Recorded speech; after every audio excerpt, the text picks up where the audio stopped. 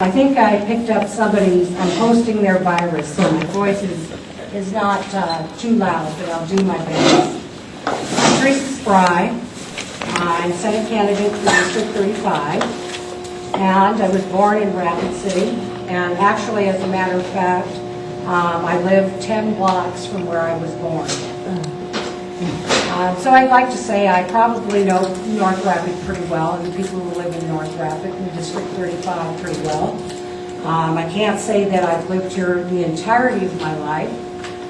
My dad was National Guard. After he went to World War II, he came back and married my mother, and went to Korea. Anyway, so after Korea, he came back and went into the Army, as regular Army, as an officer. So I've been in a few places in the world. And when he retired, we came back to Rapid City. And any time that we were within any proximity, in fact, when we lived in Virginia, my mother used to drive all 7 of us kids home for the summer by herself. And I think about that, and I think that was totally insane. But I do know that we were good kids. Anyway, I have 5 children of my own. Their ages are 39 to 23. 3 of them are actually in college right now. My 39-year-old son, who was a plumber, got hurt. And after about 4 surgeries, decided that he needed to go back to school. That plumbing paid well, but workman's comp is definitely not paying very well, or too on the ball about what needs to be done. I guess I wanted to talk about a little bit of what doesn't get done around here and who I really am. I think that we're living in an exciting and challenging time, and that positive change could affect our lives even more. I'm tired of hearing that we can go anywhere from here, because I believe we can do that right here in South Dakota. We need to establish balance in our state legislature and in our state government.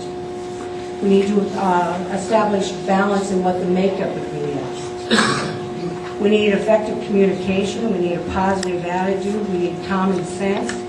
We need a progressive view that understands consensus. I think that's the one thing that we don't ever come to, that it can't be a one-sided affair. We have to learn how to come to consensus. Leadership that has a vision to tackle our major challenges. We need trust that the legislature will represent us. I've been a strong voice for this community. I'm a home health provider right now. I've been a health educator. And I guess we'll have an opportunity to talk more later. Thank you. Thank you, Teresa. Do you support a state income tax? Why? Yes or no? No, I don't support a state income tax. But I truly think that we need to go back to the drawing board and look how we do tax. We have the most regressive taxes in South Dakota. Not a new deal, as long as we decide that we're going to only use property tax or mainly use property owners as the only people paying the larger share. We're always going to be in this same mess. I think that we need to restructure taxes, that we have avenues that we haven't even touched to bolster up our economy and our budgets. I also, I guess I could add to this that I also see energy as part of where we're standing in the hole for the economy. States around us have already taken this challenge on. We're standing still in South Dakota, and we have a lot of challenges that need to be taken back to the drawing board. Thanks.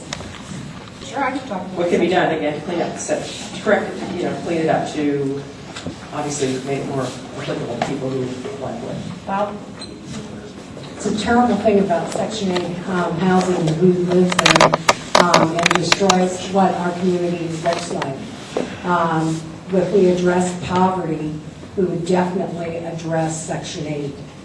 I don't know that the problem so much lies in the people, in the fact that don't have jobs, don't have education. You know, if we actually systematically talked about what the true problems were and addressed them, addressed the issue of poverty, then we wouldn't have this problem with Section 8. And I don't think it's so much that you choose to be poor, you choose to be a bad renter. Those aren't choices that you make.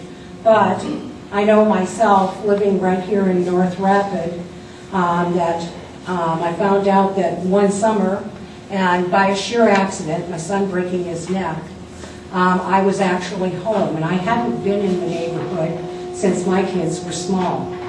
I found out that in an 8-block area, I was the only adult, besides our 2 elderly neighbors that were 90 years old across the street.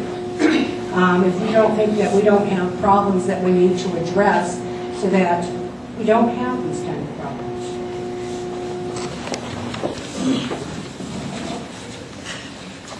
Our diverse state provides us with the means for a promising future.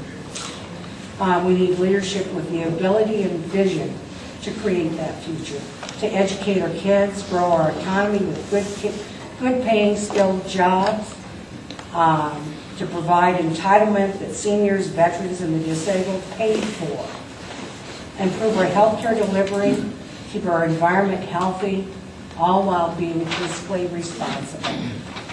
I want the job as state senator. I will provide that leadership that understands and listens to you.